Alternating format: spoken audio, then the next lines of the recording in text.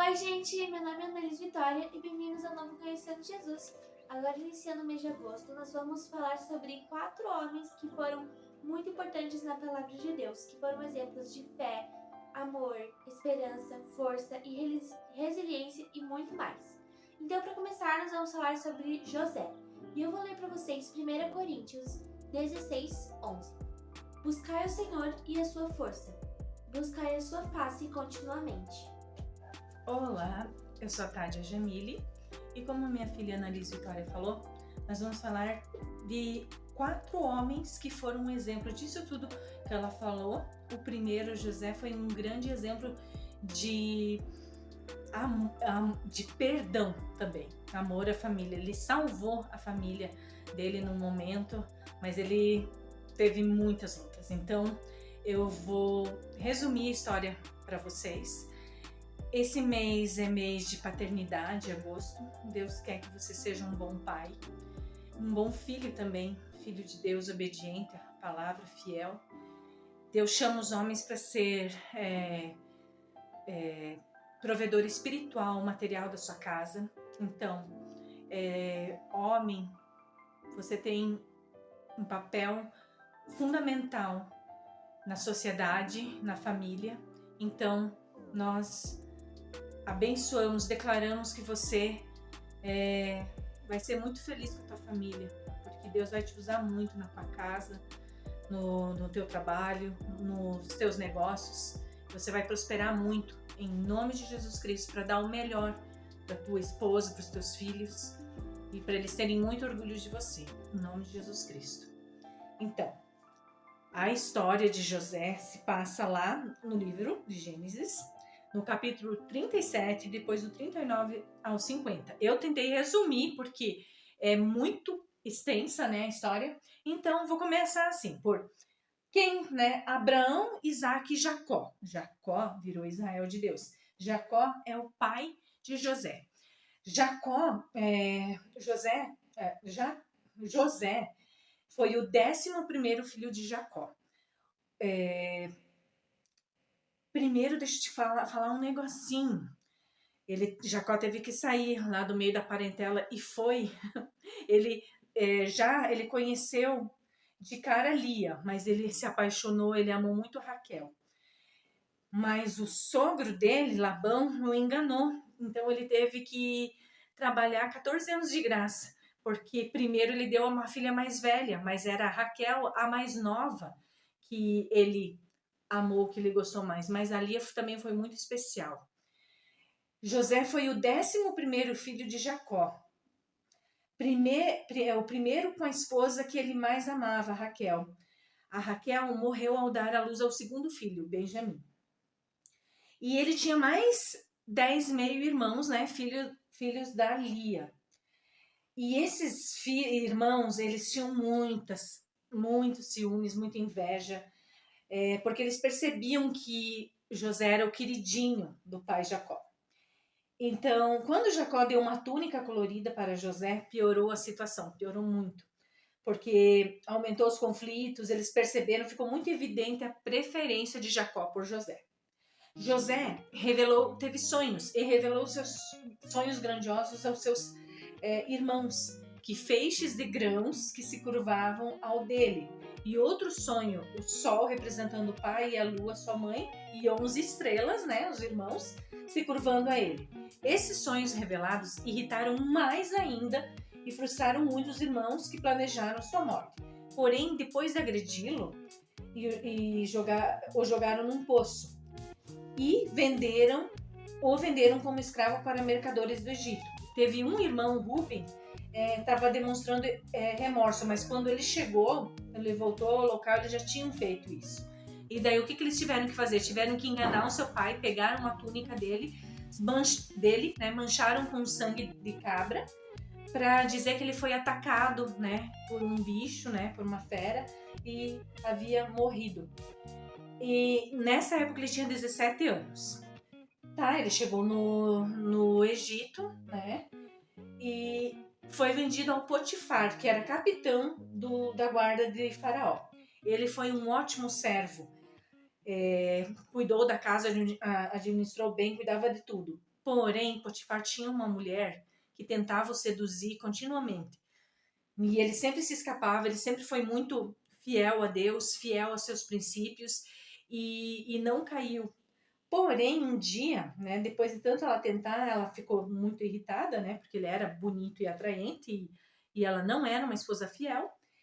É, ela, ela armou, ela pegou a túnica e fez e contou que ele tentou a estuprar, mas era mentira.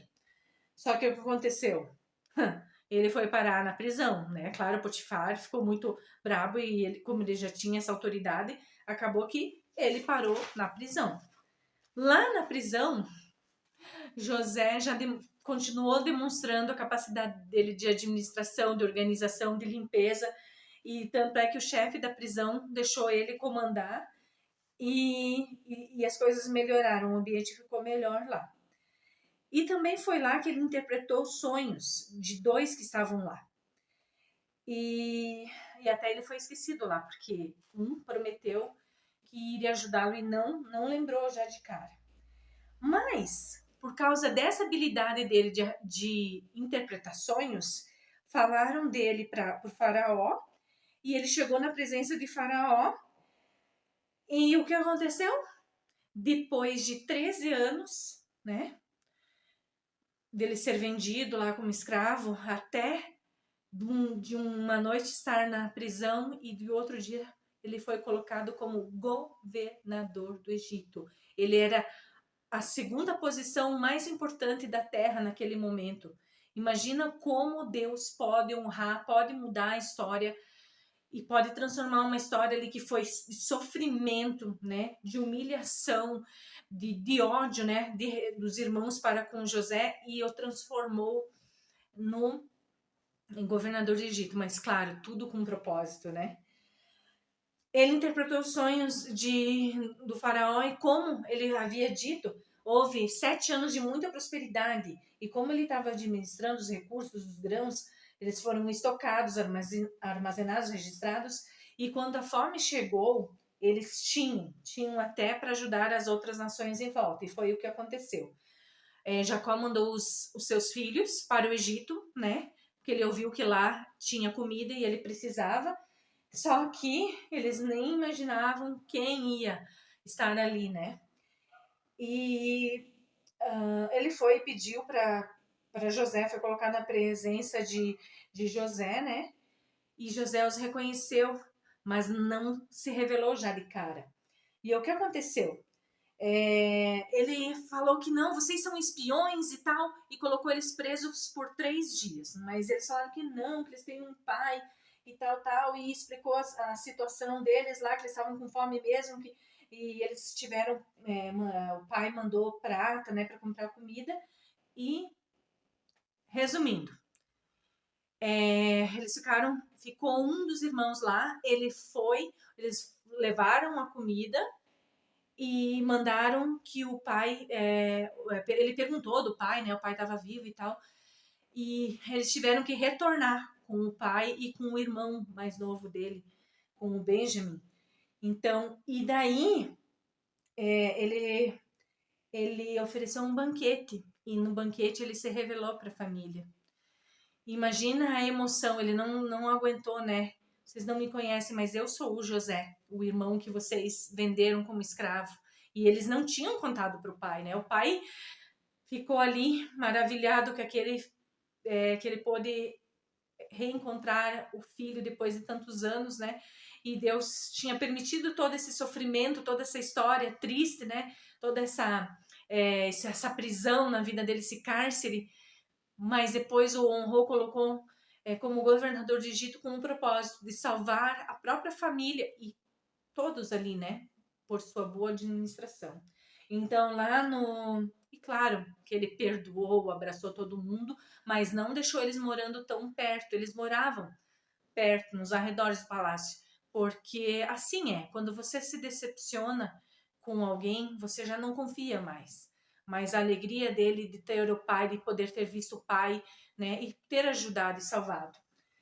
José disse lá em Gênesis 50:20, Vós bem tentastes mal contra mim, porém Deus intentou para o bem, para fazer como se vê nesse dia, para conservar muita gente com vida. Isto é, transformou a maldição, a dor em bênção. Glória a Deus, Deus é especialista nisso. Então, que exemplo de fé, perseverança, de permanecer firme com seus princípios. E Deus abençoou tanto, Deus deu uma linda esposa para José, deu filhos, e ele viveu por 110 anos, se eu não me engano. E conheceu os netos e bisnetos, e glória a Deus. Aleluia, Deus é fiel, Deus é maravilhoso, Deus tem bênçãos para mim, para você, para tua casa, para tua família, para todos que você ama, tem bênçãos no teu trabalho, no local, na tua empresa. Deus tem um melhor. Sabe por quê? Porque Ele é um pai de amor, é um pai de prosperidade, Ele é um pai dono do ouro e da prata, como está lá em Ageu 2:8. Então, Ele tem bênção sem fim para mim, para você, para quem buscar. Então, homem, busque a Deus, mulher, busque a Deus, busque pela sua família, sempre tem que começar. E graças a Deus, eu comecei a buscar pela minha família com 15 anos e muita coisa melhorou, glória a Deus, do que era. E conheci meu marido na igreja, tem 2 filhos lindos, maravilhosos, que com certeza vão continuar sendo bênçãos para a família, para a sociedade. E é isso que Deus quer, que a gente seja bênção, que a gente faça a diferença, que a gente seja luz. Aí, do jeito que você puder abençoar vidas, fazer o bem, é isso que Deus quer. Aceite Jesus Cristo, confesse com a sua boca. Por que aceitar Jesus Cristo? Por que os crentes, por que os evangélicos falam tanto? Porque se você tem Jesus, você tem tudo. Você não precisa de mais nada. E lembre-se, Jesus não precisa de ajudinha aqui e ali, não. Jesus é o Todo-Poderoso, Ele venceu tudo por nós na cruz do Calvário. Deus te abençoe. Eu abençoo cada vida, cada coração nesse momento. Eu coloco na tua presença, Senhor, para que essa vida tenha saúde, graça, paz, amor, prosperidade, dupla honra, tudo que ela precisa, Senhor. Alegria perpétua, bênção tal, que enriquece e não acrescenta dores. Senhor, que ela seja plena e feliz em todas as áreas da vida, que ela acredite nos seus sonhos e o Senhor a capacite para realizar e conquistar todas as bênçãos que o Senhor Jesus, que o Senhor Deus Todo-Poderoso prometeu na palavra viva e eficaz que é a Bíblia Sagrada. Em nome de Jesus, que o Espírito Santo seja teu companheiro, que você aprenda mais e mais, que você ame a palavra de Deus e leia e busque a Deus todos os dias, em nome de Jesus Cristo, que assim seja. Vai ser um ótimo dia e uma abençoada semana. Beijo no coração e tchau!